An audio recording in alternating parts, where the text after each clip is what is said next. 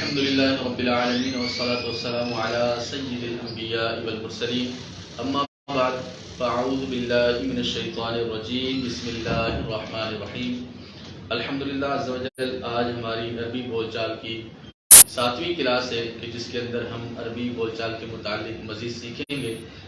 الحمدللہ ہم 6 دن پہلے عربی بول چال کے متعلق سیکھ چکے ہیں کہ ہم عربی بول چال کے اندر کیا کیا سیکھیں گے، اور ہم نے اس کی جو پوسٹ وائرل کی تھی اس کے اندر بھی ہم نے بیان کیا تھا۔ تو الحمدللہ ہم نے اپنا تعارف بیان کرنے کا طریقہ اور دوسروں کو تعارف بیان کرنے کا طریقہ، اس کے ساتھ ساتھ عمر بیان کرنے کا طریقہ، ٹائم بیان کرنے کا طریقہ اور اس طرح کی بہت سی اور بھی چیزیں ہم نے سیکھی ہیں، جس میں یومیہ جدول بھی تھا، اور ہم نے آپ کو بتایا تھا کہ ہم اس کورس کے اندر انشاءاللہ عز و جل اردو سے عربی بنانے کا طریقہ بھی سیکھیں گے۔ تو الحمدللہ عز و جل اردو سے عربی بنانے کا طریقہ بھی ہم آج سیکھنے کی کوشش کریں گے، اور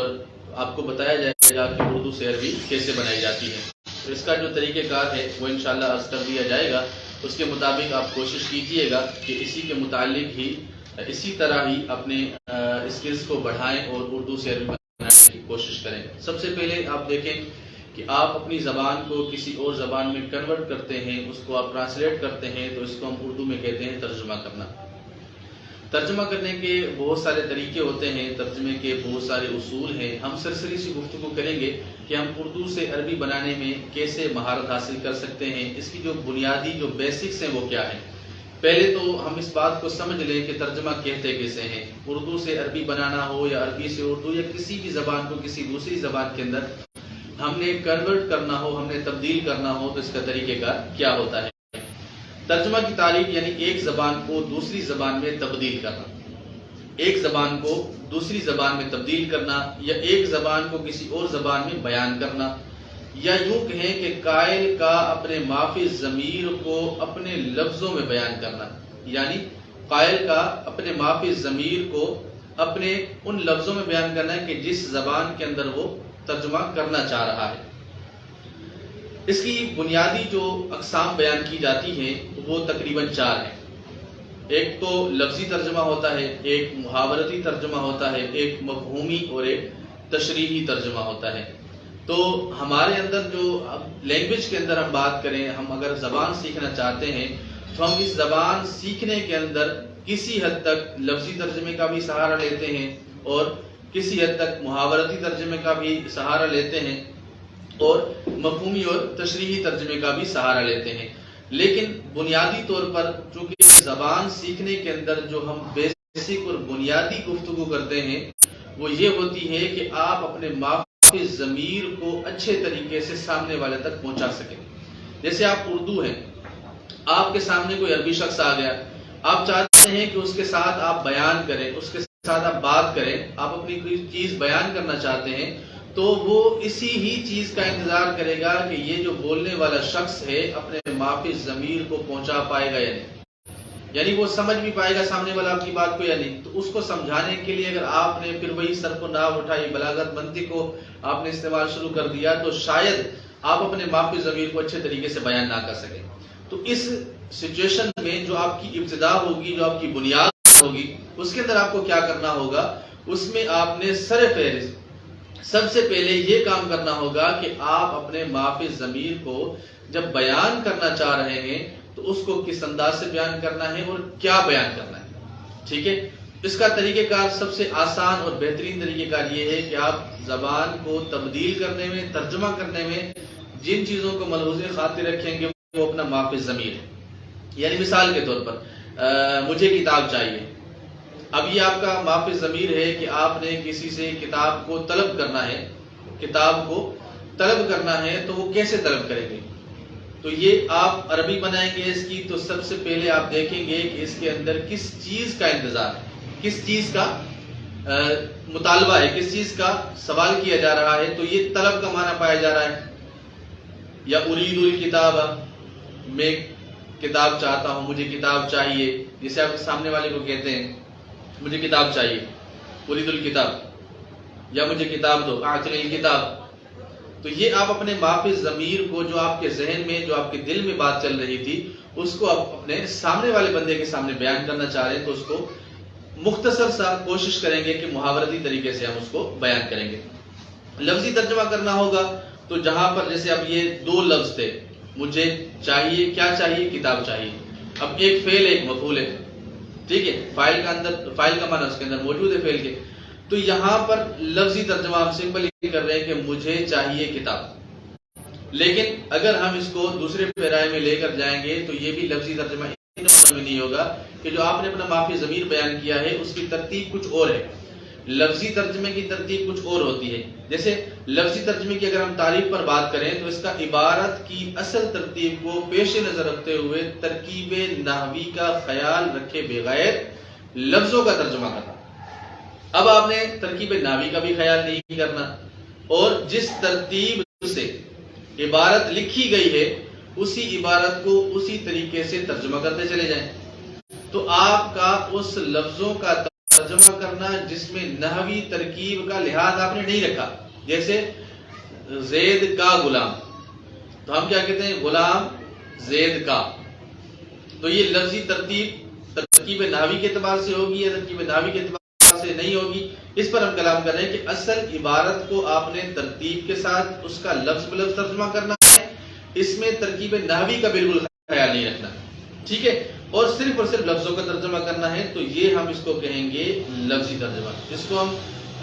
لفظی ترجمہ بھی کہہ سکتے ہیں، حرفی ترجمہ بھی کر سکتے ہیں، یعنی حرف تو ان معنی میں ہے کہ ایک ایک حرف مل کر ایک لفظ بنتا ہے، تو ہم اس کو لفظی ترجمہ اگر کہیں تو یہ زیادہ مناسب رہے گا۔ یا تحت لفظ معنی جو بیان کرتے ہیں کہ اس لفظ کے تحت یہ معنی چھپا ہوا ہے، تو یہ تحت لفظ معنی بھی، تحت لفظ ترجمہ بھی کہلاتا ہے۔ جیسے مثال کے طور پر ان الاستاذ یدرس الطلاب فی الصف، ان الاستاذ یدرس الطلاب فی الصف، اب اس کا ان کا معنی ہے بے شک، استاد کا معنی ہے استاد، یدرس کا معنی ہے وہ پڑھاتا ہے، اور طلاب کا معنی ہے طلباء کرام، اور فی کا معنی میں، صف کا معنی ہے کلاس، تو یوں جو ہے وہ اس کا لفظی ترجمہ ہوتا چلا جائے گا، اور ہم اس لفظی ترجمے کو اس انداز سے استعمال کرتے چلے جائیں گے۔ دوسرا ہوتا ہے ترکیب نحوی کا خیال رکھتے ہوئے، لفظی ترجمے کی پھر دو قسمیں ہو جائیں گی، ایک تو وہ ہو جائے گا کہ جس میں آپ نے اس کا خیال رکھنا ہے، ایک وہ ہوگا کہ جس کے اندر آپ نے اس کا خیال نہیں رکھنا۔ جب آپ اس کا خیال رکھیں گے تو ہم اس کو پھر دوسری ترکیب والا معنی شمار کریں گے، یعنی یہ ہوگا تو یہ بھی لفظی ترجمہ، لیکن لفظی ترجمے کی یہ دوسری قسم کہلائے گی کہ جس کے اندر ہم ترکیب نحوی کا بھی خیال رکھیں گے۔ جیسے اس کی مثال اسی کو ہی لے لیتے ہیں، ان الاستاذ یدرس الطلاب فی الصف، بے شک استاد پڑھاتا ہے طلباء کو کلاس میں، بے شک استاد پڑھاتا ہے طلباء کو کلاس میں۔ اب پہلے جیسے کلاس میں، یہ آگے پیچھے تھا میں کلاس، چونکہ وہ لفظی ترجمہ تھا، ترکیب نحوی کا ہم نے خیال نہیں رکھا تھا، تو جار مجرور کے اندر پہلے مجرور کا ہم ترجمہ کرتے ہیں، پھر جار کا، یعنی کلاس میں، اب فی جار ہے، اس کو ہم نے آخر میں لے کر آئے، اسی طریقے سے مضاف مضاف کا ترجمہ ہوتا ہے، تو لفظی ترجمہ کرنے کے لیے دوسری قسم کو اختیار کیا جانا چاہیے، یہ زیادہ بیسٹ ہے۔ یعنی اگر آپ کہیں لفظی ترجمہ کرنا چاہ رہے ہیں، یعنی استاد صاحب آپ کو کہتے ہیں کہ بیٹا اس کا لفظی ترجمہ کریں، تو لفظی ترجمہ کرنے میں پھر دو صورتیں ہوں گی نا، ایک تو ہوگا کہ ترکیب نحوی کا خیال رکھنا ہے، اور ایک ترکیب نحوی کا خیال نہیں رکھنا۔ جب آپ ترکیب نحوی کا خیال رکھے بغیر ترجمہ کریں گے تو وہ استاد کے نزدیک ان معنوں میں درست نہیں ہوگا کہ استاد کی مراد وہ نہیں ہوتی۔ اکثر طور پر استاد کی مراد یہ ہوتی ہے کہ بیٹا لفظی ترجمہ کریں لیکن ترکیب نحوی کا خیال رکھتے ہوئے ترجمہ کرنا ہے۔ تو ان الاستاذ یدرس الطلاب فی الصف کا ہم ترجمہ کیسے کریں گے کہ یہاں پر ہم نے ترکیب نحوی کا خیال رکھتے ہوئے ہم نے یہ بولنا ہے کہ بے شک استاد طلباء کو کلاس میں پڑھاتا ہے، یا بے شک استاد پڑھاتا ہے طلباء کو کلاس میں، ٹھیک ہے، تو یہ ہو جائے گا ہمارا لفظی ترجمہ ترکیب نحوی کا خیال رکھتے ہوئے۔ ایک ہوتا ہے با محاورہ ترجمہ، جس کو ہم ادبی ترجمہ بھی کہتے ہیں، جس کو ہم فصیح و بلیغ ترجمہ بھی کہتے ہیں، یعنی جیسے محاورتاً بیان کرنا کہ چونکہ ہم اپنے مافی ضمیر کو بیان کر رہے ہوتے ہیں تو ہم نے لفظوں کی طرف زیادہ دھیان نہیں دینا ہوتا، کہ ہم اس کے اصل چیز جو ہوتی ہے وہ کلام کو پیش نظر رکھنا ہوتا ہے۔ تو یہاں پر ہم کیا کرتے ہیں کہ کلام کی ترکیب نحوی کو پیش نظر رکھتے ہوئے ہم اس تعبیر کا، اس عبارت کا اچھے طریقے سے محاورتی ترجمہ کرتے ہیں۔ جیسے اس سے مراد یہ جس زبان میں آپ ترجمہ کرنا چاہ رہے ہیں، جس زبان میں، جیسے اردو سے آپ عربی میں ترجمہ کرنا چاہ رہے ہیں تو اب عربی کے فصاحت و بلاغت کو بھی پیش نظر رکھنا ہوگا، کیونکہ جب با محاورتی ترجمہ کریں گے اور ترکیب نحوی کا بھی خیال رکھیں گے تو ظاہر سی بات ہے اب الفاظ کا انتخاب بھی تو ویسا ہی کریں گے جو اگلے بندے کو اچھے طریقے سے سمجھ میں بھی آئے اور اگلے بندے کی زبان کے قواعد و ضوابط کے متعلق ہو۔ تو ترجمہ کرنا، مثلا آپ عربی سے اردو ترجمہ کرنا چاہتے ہیں تو ان جملوں میں ترجمہ کریں جو اردو میں معروف و مشہور ہو۔ اب ہمارے یہاں کیا ہوتا ہے کہ بعض اوقات ہم عربی سے اردو جملے کی ترجمے کی ترکیب کیسے کرتے ہیں، جیسے مثال کے طور پر خذ القلم۔ اب اگر میں کسی طالب علم سے پوچھوں گا نا خذ القلم کا معنی کیا ہے تو وہ بولے گا قلم پکڑو۔ خذ کا معنی کو ہے پکڑو، خذ کا معنی کیا ہے پکڑو۔ اور اسی طریقے سے اگر میں آپ کو اردو میں کہوں کہ قلم لے لیں، قلم لے لیں، تو بعض اوقات وہ طلبہ کرام پریشان ہو جاتے ہیں کہ لے لو یا لے لیں کا عربی میں کیا بنے گا، کیونکہ ہم لفظوں میں پھنسے ہوئے ہوتے ہیں۔ اب لے لو پکڑو معنی تو ایک ہی ہے، لیکن ہم نے اس بات کا خیال رکھنا ہے کہ ہمارے ہاں اردو کے اندر زیادہ رائج کیا ہے، پکڑ لو یا لے لو۔ تو نارملی دونوں ہی استعمال ہوتے ہیں، لیکن چونکہ مبتدی طالب علم جب لفظوں کی بحث میں پھنس جاتا ہے تو وہ ان چیزوں کی طرف توجہ نہیں کرتا۔ قلم لے لو تو وہ پریشان ہو جاتا ہے، اب بولوں گا قلم پکڑو تو فوراً سے بولے گا خذ القلم۔ تو یوں جو ہے وہ آپ سمجھیں کہ جو آپ عربی سے اردو ترجمہ کرنا چاہتے ہیں تو کوشش کریں کہ اردو کے اندر ان لفظوں کا استعمال کریں، ان لفظوں کو استعمال کریں کہ جو لفظ آپ کے معاشرے کے اندر آپ کے گرد و نواح میں بولے بھی جاتے ہیں۔ جیسے مثال کے طور پر یسألوننی الطلاب عن سبب الذی یمنعهم من التحدث اللغة العربیہ، طلبہ مجھ سے ان اسباب کے بارے میں سوال کرتے ہیں جو ان کو عربی بولنے میں رکاوٹ بنتے ہیں۔ یسألوننی الطلاب عن سبب الذی یمنعهم من تحدث اللغة العربیہ، ٹھیک ہے۔ اب یہاں پر طلبہ مجھ سے ان اسباب کے بارے میں سوال کرتے ہیں۔ اب ہم نے دیکھی اس چیز کا بھی اعتبار کیا کہ جو ہم نارملی اردو میں بولتے ہیں، جیسے استاد آپ ان اسباب کا ذکر کریں کہ جن کی وجہ سے ہم درس نظامی میں کامیاب نہیں ہو پاتے، امتحان میں کامیاب نہیں ہو سکتے، استاد ان اسباب کا ذکر کریں کہ جن کی وجہ سے ہم بیمار ہو جاتے ہیں، جن کی وجہ سے ہم تھک جاتے ہیں۔ تو یہ ہمارا ایک محاورتی جملہ ہوتا ہے کہ جو ہم اپنی روزمرہ کی روٹین کے اندر جملے بول رہے ہوتے ہیں اردو کے اندر۔ تو اسی طریقے سے جب ہم عبارت کا ترجمہ کریں گے عربی سے اردو کی طرف ہو یا اردو سے عربی کی طرف ہو، دونوں طریقوں میں ہم جس زبان کی طرف منتقل ہو رہے ہیں اس زبان کا ہم نے خصوصی خیال رکھنا ہے۔ اگر ہم اس چیز کا خیال نہیں رکھیں گے تو ہم اس میں کامیاب نہیں ہو سکیں گے۔ پھر ہم کر تو لیں گے، ایسا نہیں ہے کہ کوئی بندہ کچھ کر نہیں سکتا، لیکن درست کر رہا ہے، اچھا کر رہا ہے، بہتر کر رہا ہے، مناسب کر رہا ہے یا ممتاز طریقے سے کر رہا ہے، یہ کیٹیگری ضرور پائی جائیں گی۔ دوسری مثال دیکھ لیتے ہیں، لدینا ہدیۃ لک لن تستطیع تخمینۃ، ہمارے پاس تمہارے لیے ایک ایسا تحفہ ہے جس کا تم اندازہ ہی نہیں لگا سکتے۔ اب اگر ہم اس کا لفظی ترجمہ کریں، لدینا ہمارے پاس، ہدیۃ ہدیہ ہے تمہارے لیے، تم ہرگز استطاعت نہیں رکھتے ہو تخمینے کی۔ اب اگر ہم اس انداز سے ترجمہ کر کے کسی کو بتا دیں تو کیا آپ سمجھتے ہیں کہ وہ سامنے والے پر وہ امپریشن پڑے گا کہ جو آپ اس کو سرپرائز دینا چاہ رہے ہیں، جو امپریشن آپ اس پر دیکھنا چاہ رہے ہیں وہ چیز آپ کو نظر نہیں آئے گی؟ جیسے اب آپ کسی کو سرپرائز دیتے ہیں، یا میرے پاس آپ کے لیے ایسی چیز ہے کہ جس کا آپ کو توقع ہی نہیں ہے، یعنی آپ اس کا اندازہ ہی نہیں لگا سکتے ہو، آپ کو آئیڈیا ہی نہیں ہے کہ میں آپ کے لیے کیا گفٹ لے کر آیا ہوں، میں آپ کے لیے کیا چیز لے کر آیا ہوں۔ تو یہ جو ایک جملہ ہم اپنی محاورتی زبان میں، اپنے محاورتی جملوں میں، یا اپنے معافی ضمیر کو اپنے لفظوں میں جو ہمارے اردو کے اندر معروف و مشہور ہیں ان کے اندر بیان کر کے سامنے والے کو امپریس کر سکتے ہیں، سامنے والے کے جذبات کو ہم دیکھ سکتے ہیں یا ان کے جذبات کو بڑھتا ہوا ہم دیکھ سکتے ہیں، وہ ہم لفظی ترجمے سے نہیں کر سکتے۔ تو جب آپ سامنے والے سے کلام کریں گے تو اس کے اندر یہ چیز بڑی پیش نظر ہوگی کہ جب آپ اس کے سامنے اس انداز سے ترجمہ کریں گے کہ جو اس کو سمجھ میں ہی نہ آئے تو آپ کا معافی ضمیر صحیح طریقے سے نہیں پہنچے گا اور اگلا بندہ بھی ملول ہو جائے گا آپ سے، یا بولے گا یار یہ کیا بندہ ہے، اس کو تو بولنے ہی نہیں آتا اور بلا وجہ ہمارا وقت ضائع کر رہا ہے۔ تو سمجھ گئے؟ تو محاورتی ترجمے کے اندر آپ نے اس کو پیش نظر رکھنا ہے کہ جو چیزیں آپ کے سامنے ذکر کی گئی۔ ایک ہوتا ہے مفہومی ترجمہ، کلام کو دوسری زبان میں اس انداز میں بیان کرنا کہ قائل کے مقصود کو بیان کیا جائے، بس ٹو دی پوائنٹ۔ بعض اوقات ٹو دی پوائنٹ بات ہوتی ہے سابقہ مثال ہی کو لے لیں، اگر مفہومی ترجمہ کریں تو ترجمہ کیسے ہوگا؟ جیسے ہمارے پاس تمہارے لیے غیر متوقع تحفہ ہے، ہمارے لیے آپ کے پاس ایک غیر متوقع تحفہ ہے. اب اس کا ٹو دی پوائنٹ مفہوم بیان کر دیا کہ آپ نے کسی چیز کے بارے میں خبر دینی تھی. یعنی پہلے تو جو محاورتی ترجمہ تھا اس میں ایک اٹریکشن تھی، اس کے اندر آپ اگلے بندے کے جذبات کو ابھار رہے تھے، آپ اس کے امپریشن کو دیکھنا چاہ رہے تھے، آپ کا مقصود وہاں پر سرپرائز دینا تھا، تو وہاں پر اس پر وہ ساری چیزیں پیش نظر ہوں گی. لیکن جب آپ ٹو دی پوائنٹ کسی چیز کی خبر دینا چاہتے ہیں کہ یار میرے پاس آپ کے لیے ایک غیر متوقع سا تحفہ ہے، ہمارے پاس آپ کے لیے غیر متوقع سا تحفہ ہے، تو یہ ایک سمپل سی کسی چیز کے بارے میں خبر دینا مقصود ہو گئی، جبکہ کلام کے اندر یہ مقصود نہیں ہوگا. تو یوں جو ہے وہ ان دونوں ترجموں کے اندر ہم فرق بھی بیان کر سکتے ہیں کہ لفظی ترجمے کے دونوں طریقے، جو ایک ترکیب نحوی کا خیال رکھتے بغیر اور ترکیب نحوی کا خیال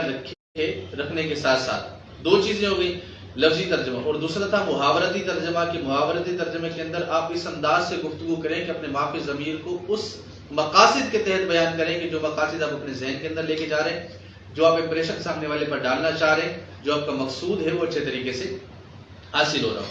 اس میں جو تیسرا تھا مفہومی ترجمہ، جو آپ ٹو دی پوائنٹ مقصود بیان کر دیتے ہیں، بس جو آپ نے کام کرنا ہے، جیسے کسی چیز کی خبر دینی تھی، آپ نے ٹو دی پوائنٹ بات کر کے مقصود کو آپ نے حاصل کر لیا. اس میں چوتھا ترجمہ ہوتا ہے تشریحی ترجمہ. اس میں ترجمہ کرنے والا اصل عبارت یعنی اصل کلام پر اپنی طرف سے کچھ اضافہ کر کے ترجمہ کر رہا ہوتا ہے. بعض اوقات ہوتا ہے کہ جیسے ہم مقدر لفظ نکال لیتے ہیں یا اس لفظ کی وضاحت کرتے ہوئے ہم اس چیز کو بیان کرتے ہیں، جیسے لدینا ہدیۃ لک شیء لن تستطیعوا تخمینۃ. کیا آپ کو پتا ہے کہ ہمارے پاس آپ کے لیے ایک ایسا تحفہ ہے کہ جس کا تم اندازہ ہی نہیں لگا سکتے. اب یہاں جیسے کیا آپ کو پتا ہے، یہاں پر جیسے اس کو یا تو متوجہ کرنا مقصود ہوتا ہے، یا تو اس کلام کے اندر تھوڑا سا اور جان ڈالنا مقصود ہوتی ہے، یا اس کے اور بھی بہت سارے وجوہات ہو سکتی ہیں. تو یوں سمجھ لیں کہ آپ اس کو اپنے سامنے پیش نظر رکھتے ہوئے ہم یوں بیان کرتے ہیں کہ اصل عبارت کے اندر تھوڑا سا اضافہ کرتے ہوئے اس بات کو اور تھوڑا سا پاورفل وزندار بنانے کے لیے، یا اور بھی کئی ایک مقاصد کے پیش نظر ہم کیا کرتے ہیں کہ اس عبارت کے اندر اضافہ کر دیتے ہیں. جیسے کہ آپ کو پتہ ہے کہ آپ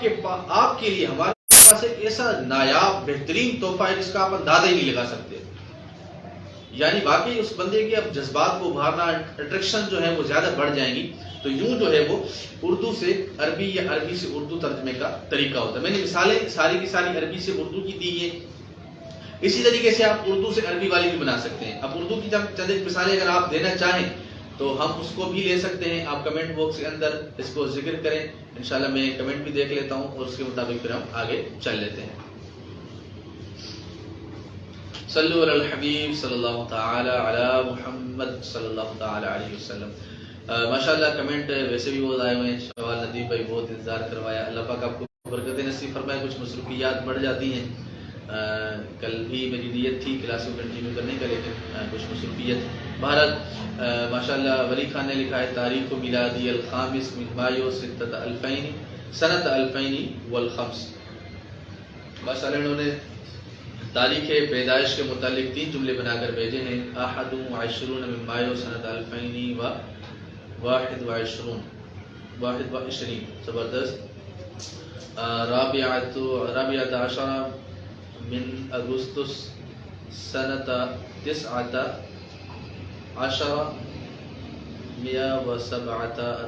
یہ میں سمجھ نہیں پایا، شاید لکھنے میں غلطی ہوئی ہے. اچھا 1900 کو آپ نے لکھا ہے 19 ایسے نہیں ہوگا، 1947.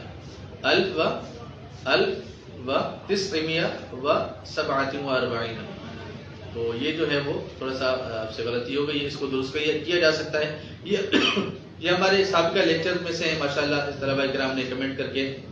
اپنا ہوم ورک گویا چیک کروایا ہے. تو آج کے جو لیکچر میں ہم نے سیکھا ہے اس کی پریکٹس زیادہ سے زیادہ کریں. اب آپ لوگوں کا کام یہ ہوگا، شاید میں نے پہلے بھی لیکچرز کے اندر یہ ذکر کیا تھا کہ آپ کوشش کریں کہ آپ اپنے روزمرہ کی روٹین کے جو جملے آپ بولتے ہیں، کسی سے سنتے ہیں، یا آپ کے ساتھ کوئی کلام کرتا ہے، یا آپ کچھ ویژن رکھتے ہیں، کوئی تھنکنگ کرتے ہیں، تو کہتے ہیں کہ مثال کے طور پر میں نکل جانا ہے، میں نے بازار سے جا کے امرود خریدنے ہیں، فروٹ خریدنا ہے، رمضان شریف آ رہا ہے تو رمضان شریف کی تیاری کرنی ہے. اس طریقے سے آپ اپنی ایک بناتے ہیں، سوچ بناتے ہیں کہ یار یہ جا کے میں نکل کرنا ہے. تو یہ جو جملے آپ نے فیوچر میں کرنے ہیں یا جو روز کرتے ہیں یا جو ماضی میں کر چکے ہیں، اس طرح کے جو جملے ہیں آپ لکھیں، اپنے پاس اردو میں لکھیں، اور اس کو پھر ان پیرایوں کے اندر جو آج ہم نے ترجمہ کرنے کے متعلق سیکھا تھا، اس پر آپ پریکٹس کریں۔ جب آپ اس سیکھے ہوئے کو اپنے اوپر اپلائی کریں گے تو اچھے طریقے سے انشاءاللہ عز و جل آپ ترجمہ کرنے کے اندر بہتری لا سکتے ہیں،